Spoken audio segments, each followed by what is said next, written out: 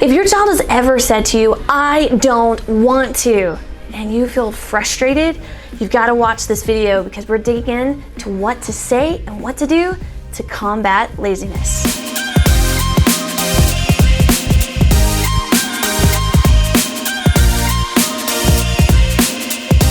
Hey everybody, my name is Jennifer Waters and I'm the Executive Sensei at Seigler's Karate Center here in Augusta, Georgia, where we transform lives through martial arts training. In today's training, we are going to be going over exactly what you need to do when your child has the habit of saying, I don't want to, or why do I have to do this, or again. Anytime that you've ever heard your child say these words, it's because they are complaining. And I'm sure if you're like me or like any other parent, sometimes this can be very frustrating. So I'm going to tell you what we do and how we train kids to combat laziness and to combat that just disregard for wanting to do something that they perceive as challenging. You see, for a lot of children, they haven't been used to pushing themselves to achieve new levels, whether it's new levels of confidence or focus or even personal discipline. The idea or thought of working hard is something that our culture doesn't push that often. You know, so many times it's just, let's get by with as little as possible and do the least amount of things possible to actually make this thing, whatever the thing is, successful, or to move past the point where I'm being prodded or I'm being nagged to get it done. And what we want to do is we actually want to change the behavior of our child, and the way in which we can do that is simpler than you think. So first, if your child has the habit of saying, but mom, or why, or I don't want to, and they've got a whiny tone in their voice, realize that they are probably hearing that tone from other things. So they might be hearing that tone from other children they're around, from TV, from social media, anything where they have heard an actor or an actress act out. And this is where we see this happen a lot of times. You know, kids are just picking up the social cues of people that are around them or people that they see.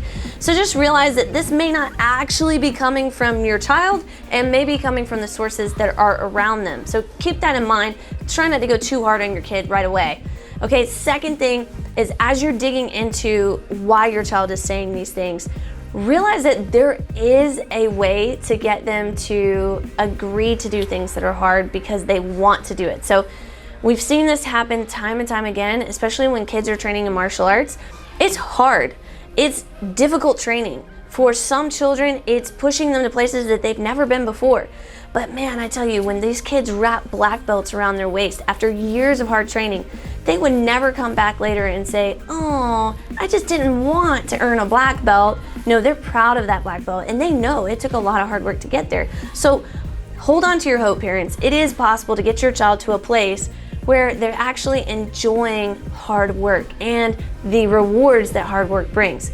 But there are some steps that you need to do as well. So one, you've recognized, okay, this may not be actually my kid talking, but two, now I need to inform my child that that type of behavior is not acceptable. You see, where we see a lot of mistakes occur is a parent might hear their child complaining and they go, don't talk to me like that, or you should know better, or something where they are just going right after their child, maybe raising their voice a little bit, and being frustrated and visibly showing that frustration. So what I'm gonna ask you to do as a parent is I want you to pull that back, because your kid may also be seeking attention, even negative attention. So we don't want to give them negative attention when they're seeking it. Sometimes complaining can be a seeking behavior when they're seeking that attention from you, okay? Doesn't make you a bad parent, like you're not giving them enough attention. It's just something that children do sometimes because they want that constant attention, whether or not that's good or bad. So as your child is saying this thing to you, you need to let them know, hey, you know, Johnny, Susan, we don't complain like that. If you don't want to do something, you need to use a normal voice. You cannot use a complaining voice. So you just literally say they can't do it. It's not allowed. You might be saying, well, Jennifer, that's great, but what if they don't listen? They may not listen, and that's when you have to talk about what the consequences of continuous behavior like that is going to be. You know, a lot of times we want to, when we have a consequence, we want it to be something that reinforces good behavior, the behavior that we're going after. So for example, if your child continues to complain, then it might be something, look, if I hear you complaining again, then you're gonna have to do some hard work and you're gonna have to do some squats. Squats aren't gonna do anything except help your child get better, stronger legs. That's it. And a lot of times, you know, kids may not be able to do push-ups or crunches, but just about every kid can do a squat. So you're just gonna say, hey, if you continue doing this, you're gonna have to do 5 squats before we can do something else. Or if you continue complaining, you're gonna have to read for 5 minutes. Or if you continue complaining, you're gonna have to spend time cleaning up your room before you're allowed to move on to something else. So you need to set some parameters there of alternative things that are gonna happen if they keep complaining. Okay? Because what we're trying to do is modify that behavior. Show them that, hey, there's no need for complaining. There's no need to sound like you're whining. Instead, we're gonna embrace hard things. Now, speaking of embracing hard things, this is a crucial key component. A lot of parents miss this one, so I'm gonna make sure you don't, because you are an awesome viewer. Don't miss this point. When you go through these other 2 steps, it's so important that you frame hard work in a good way. So I want you to watch what you're saying. You know, are you talking about your job and how hard it is and how nobody's, you know, respecting you at work, or how nobody's paying attention? Are they hearing those things? Like, I understand you need to vent, but is your kid hearing that as well? Because if they're hearing that, they're going, well, mom and dad can complain, but I can't complain. What's happening is now you're out of alignment as a family. So try to keep those discussions away from your kids. If you're gonna have those discussions, have it with your significant other, but don't let the kids hear it, because they're gonna pick up on it. And I've got one more thing for you that you've got to make sure you start doing. Give your kids hard challenges, things that they would perceive to be difficult. Matter of fact, things that may take them longer to do.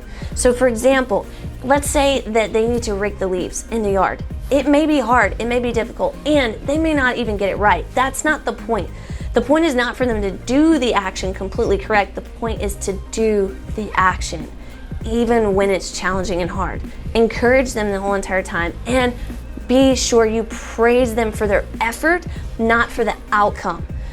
As you do this, then they're gonna start getting enjoyment from the effort. They won't mind putting in the hard work regardless of the outcome. They won't be seeking for outcomes that are necessarily positive.